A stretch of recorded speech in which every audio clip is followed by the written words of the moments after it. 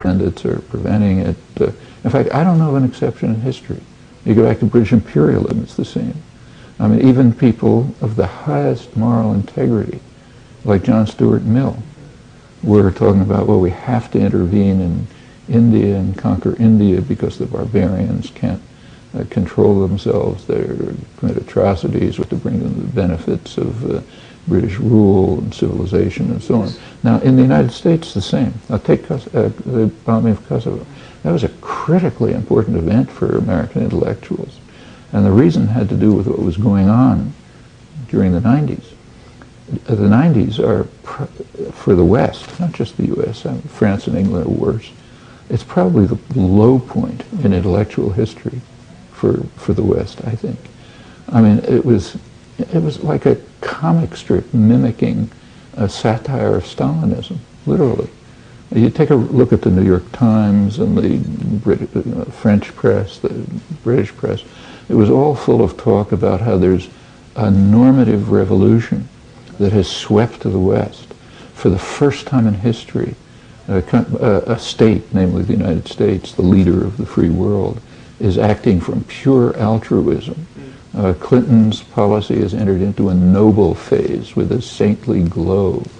On and on. I'm quoting from the liberals. Now, this particular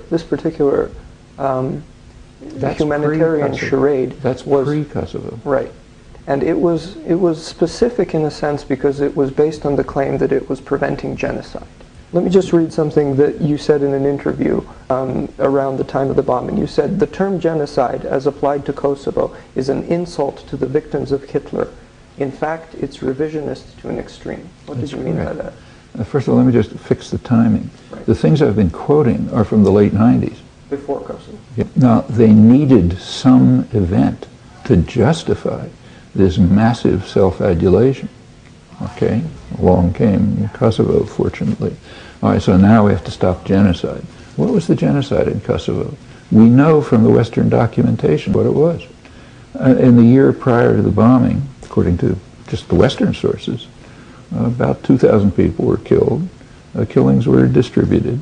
A lot of them were coming, in fact, according to the British government, which was the most hawkish element of the alliance, up until January 1999, a majority of the killings were by the KLA guerrillas, who were coming in, as they said, to try to incite a harsh Serbian response, which they got, in order to appeal to Western humanitarians to bomb. Well, we know from the Western records that nothing changed between January and March. In fact, up until March 20th, they indicate nothing. March 20th, they indicate an increase in KLA attacks. But it was ugly, but by international standards, I mean, almost invisible, unfortunately. And it was very distributed. If the British are correct, the majority was coming from KLA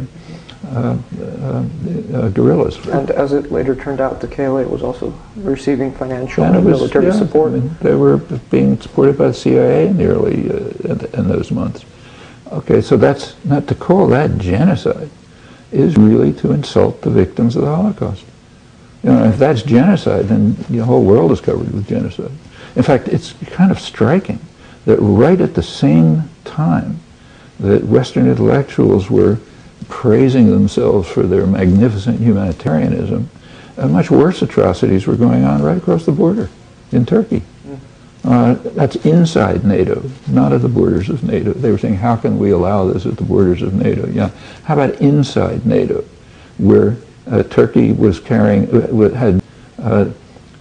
driven probably several million Kurds out of their homes, destroyed about 3,500 villages, laid waste to the whole place, every conceivable form of torture and massacre that you can imagine, killed nobody knows how many people, we don't count our victims, tens of thousands of people. How were they